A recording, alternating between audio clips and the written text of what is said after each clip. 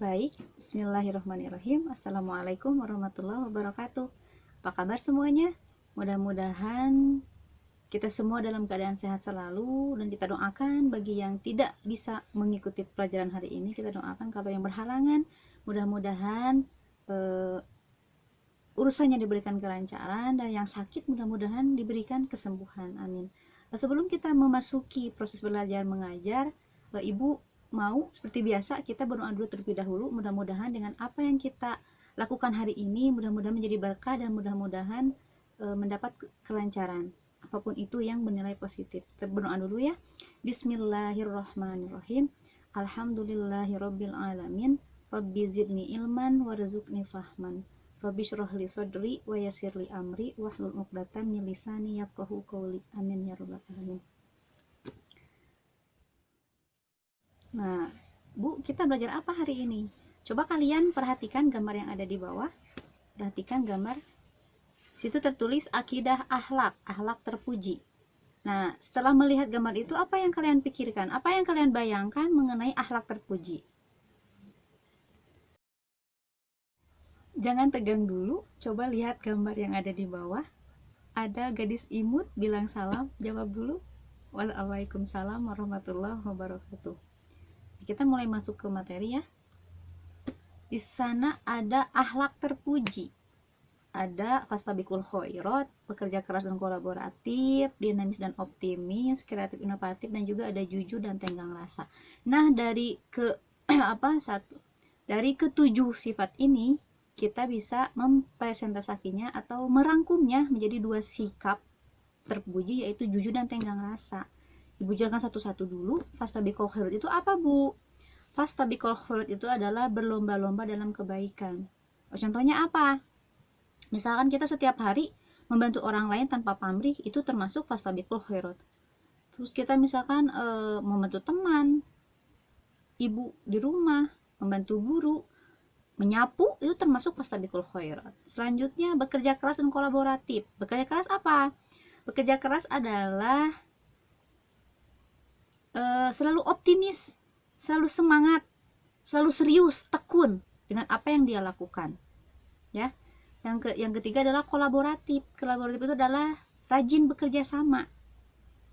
Apa yang kalian rasakan ketika kalian mengerjakan tugas dari guru, misalkan ketika tugas pribadi dan kelompok, lebih ringan tugas kelompok karena dikerjakan secara bersama-sama, begitu kan ya? Itu maksudnya dari kolaboratif. Nah, selanjutnya adalah dinamis. Dinamis apa? Dia selalu bergerak. Jadi nggak diam saja. Kalau dia misalkan tidak mengerti mengenai suatu materi, maka dia bertanya kepada guru. Jadi nggak ngerti ya nggak diam aja ya, seperti itu. Yang ketiga, yang selanjutnya adalah optimis. Optimis itu artinya apa? Dia yakin dengan apa yang dia lakukan, dia yakin kalau itu misalkan akan berhasil. Yang selanjutnya adalah kreatif. Kreatif itu apa? Kreatif adalah mencipta. Dia menciptakan sesuatu yang baru. Itu namanya kreatif.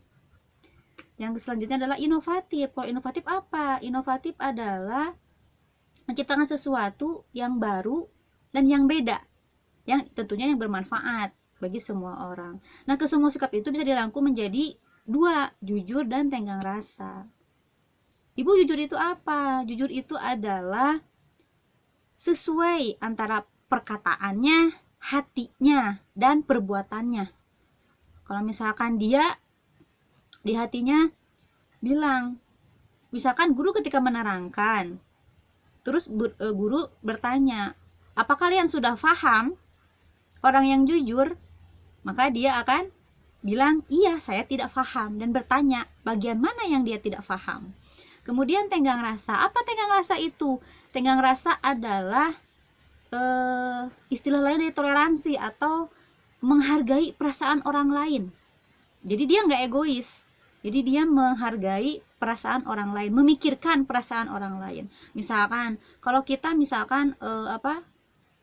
mau meminjam ballpoint teman, kemudian kita tidak izin terlebih dahulu, maka kita sebelumnya berpikir, bagaimana kalau kita melakukan itu? Apakah orang yang kita pinjam ballpoint tersebut ikhlas atau tidak? Maka dia sebelum meminjam, pasti dia bilang dulu ke orangnya, izin dulu, seperti itu.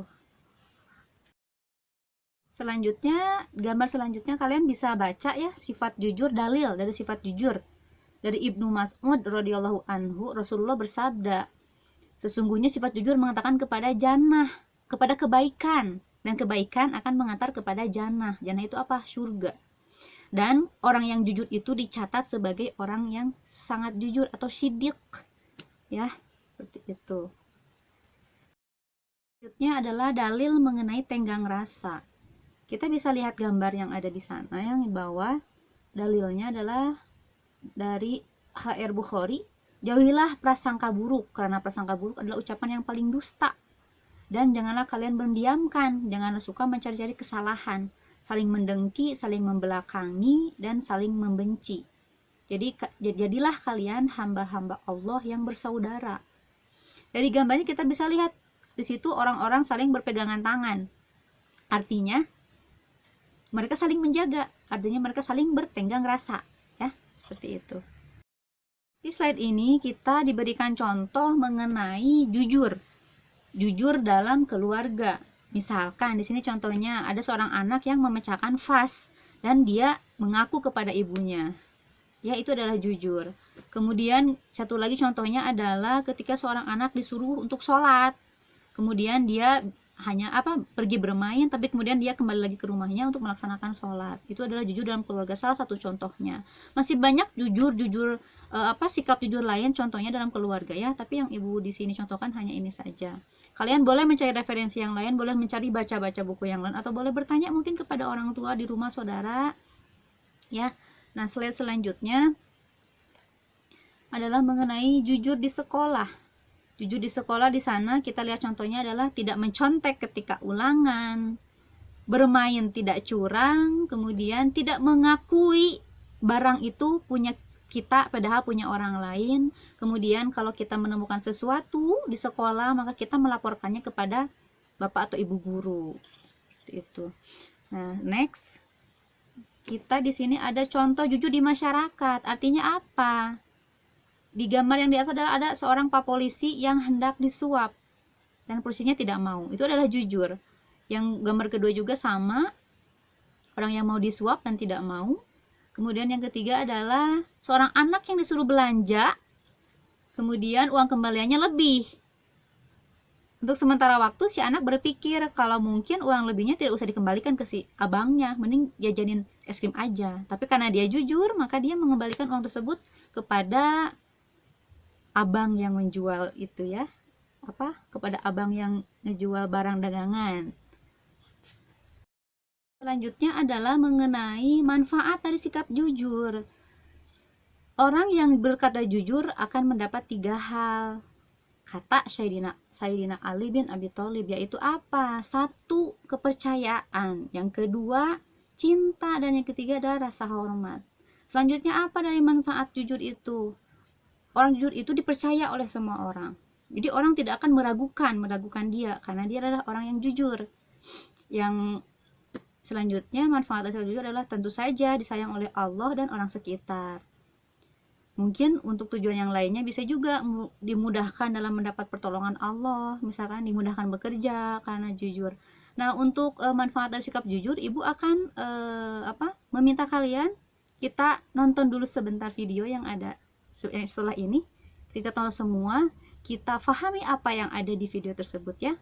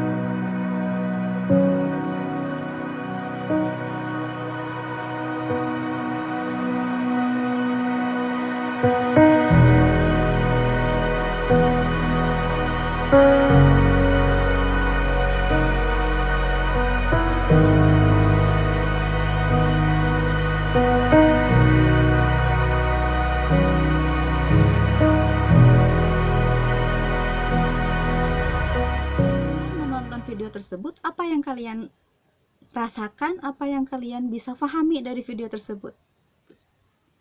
Di video tersebut adalah ada tukang loak yang ditipu sama seorang ibu-ibu yang biar timbangannya berat itu dikasih batako. Nah, sementara karena si ibu-ibu itu tidak tahu, di kardus yang dia jual itu ternyata ada selipan uang dari suaminya, sehingga suaminya kaget dan kemudian mereka mencari tukang loak tersebut. Tetapi karena jujur, tukang loak itu mengembalikan uang yang ada di selipan kardus tersebut dan termasuk mengembalikan batako yang punya si ibu itu. Hikmahnya apa yang dapat kita ambil? Untuk si ibu-ibu yang tadi, sebelum kita mau melakukan kejahatan sekecil apapun atau jahat apapun, kita harus berpikir dulu. Kalau misalkan itu nanti berbalik malah ke kita, contohnya tadi si ibu kan jadi malu ya, si ibunya jadi malu tadi, meskipun si tukang loak tidak mempermalukan, seperti itu ya maksudnya.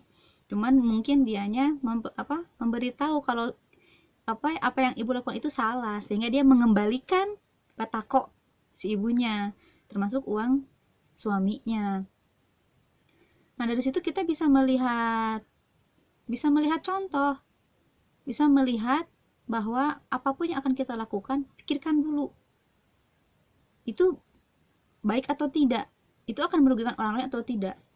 Bahkan dari video ini ibu bisa mengambil manfaat kalau Allah itu ada. Allah itu pasti akan memperingatkan siapapun yang berbuat curang, termasuk ke si ibu itu ya. Seperti itu. Nah, di gambar yang di bawah selanjutnya ada tips berperilaku jujur. Artinya apa? Agar kita mempunyai sifat jujur maka harus dilatih. Salah satunya adalah tidak bergaul dengan para pendusta dan mencari teman yang soleh lagi jujur. Di sini artinya ingat, bukan kalian harus memilah-milih teman, tetapi kalau kalian misalkan bergaul dengan orang yang tidak baik, orang yang tidak jujur, takutnya kalian akan terpengaruh, seperti itu ya.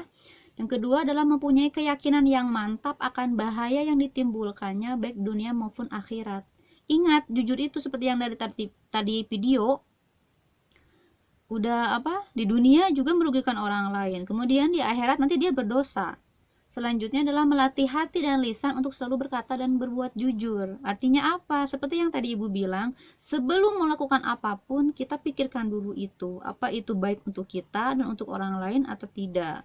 Selanjutnya adalah selalu aktif mengkaji Al-Quran dan mengamalkannya. Kenapa? Mengkaji Al-Quran adalah ibadah, ya.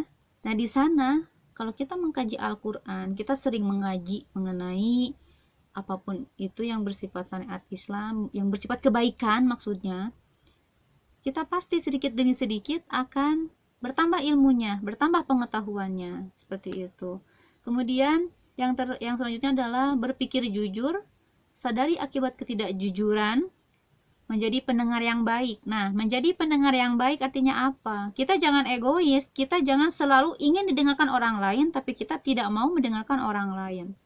Kali-kali ayo kita bantu teman kita, misalkan kita curhat nih sama teman kita. Sementara pas teman kita mau curhat, kitanya acuh, kitanya sibuk apa gitu ya. Jangan seperti itu. Saling membantu ya, saling membantu. Kemudian yang selanjutnya adalah menjadi diri sendiri. Kenapa Bu kita harus menjadi diri sendiri? Kenapa? Kalau kita berkeinginan menjadi seperti orang lain, itu adalah akan menambah beban hidup kita. Kenapa? Karena kita tidak bersyukur dengan apa yang Allah berikan kepada kita. Kalau kita menjadi diri sendiri, apa yang kita punya itu syukuri. Maka nikmat Allah akan terasa sekali kalau seperti itu. Jangan memandang orang lain yang lebih tinggi dari kita.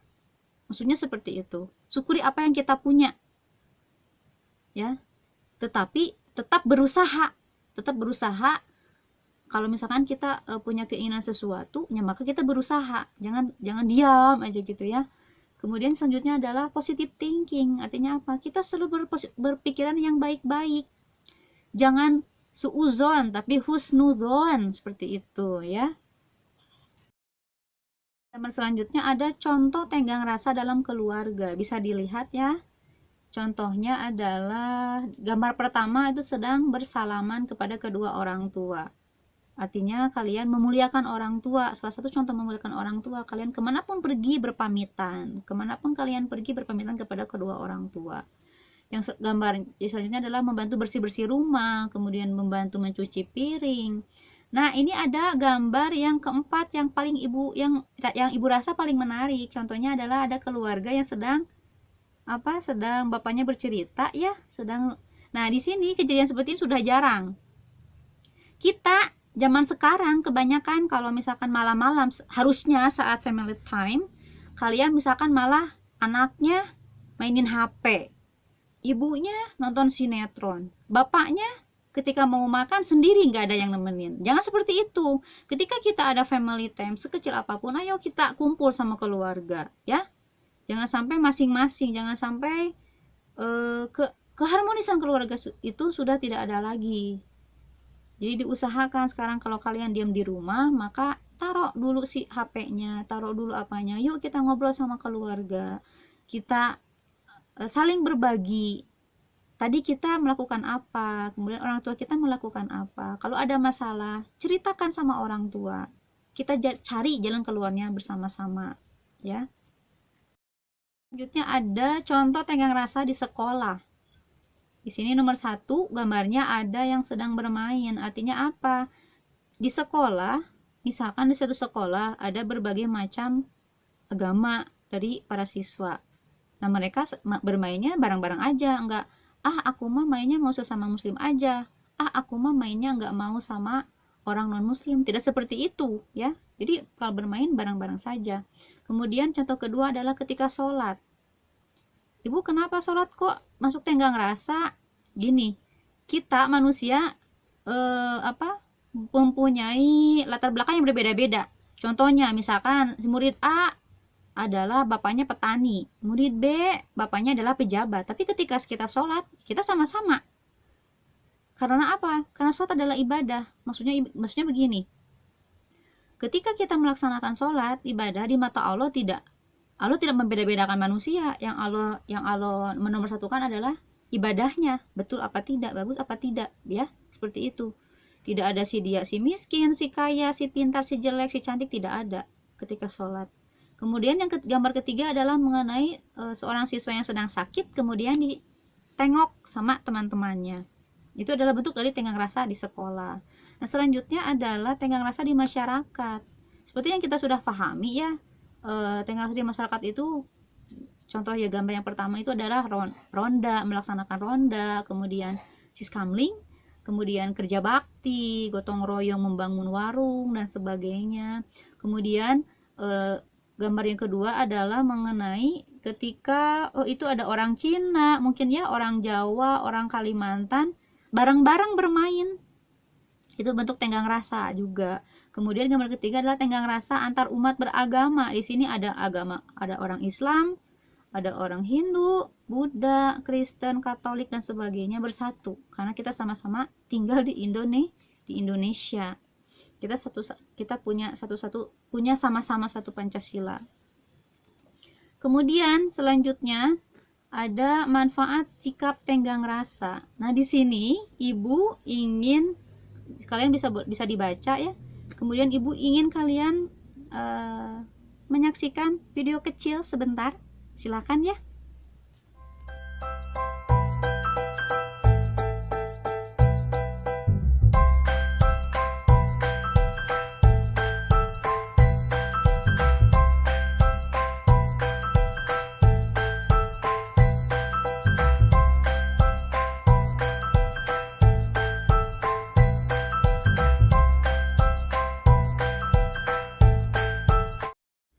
Nah, apa yang kalian lihat di video tadi?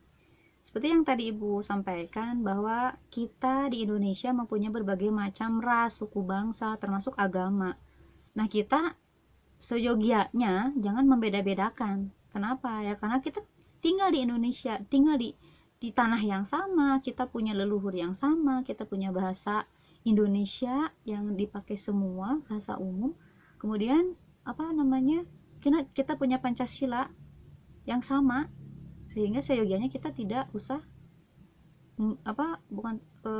tidak usah saling menjatuhkan atau saling menyingkirkan, tapi kita sebagiannya harus bersama-sama pegang tangan, kita bersama-sama memajukan Indonesia gitu. Nah, kemudian selanjutnya ada cara menumbuhkan tenggang rasa. Silahkan dibaca. Caranya adalah lebih memikirkan orang lain daripada diri kita sendiri, ya. Nah, alhamdulillah materinya selesai. Ada lagi satu film yang ibu sarankan sama kalian untuk kita nobar nonton bersama sehabis ini. Sekalian kita tutup aja ya pembelajaran hari ini. Mudah-mudahan apa yang ibu sampaikan bermanfaat. Yang baiknya ambil, yang tidaknya buang. Mudah-mudahan kita semua selalu sehat. Wabillahi taufiq wal hidayah. Wassalamualaikum warahmatullahi wabarakatuh. الله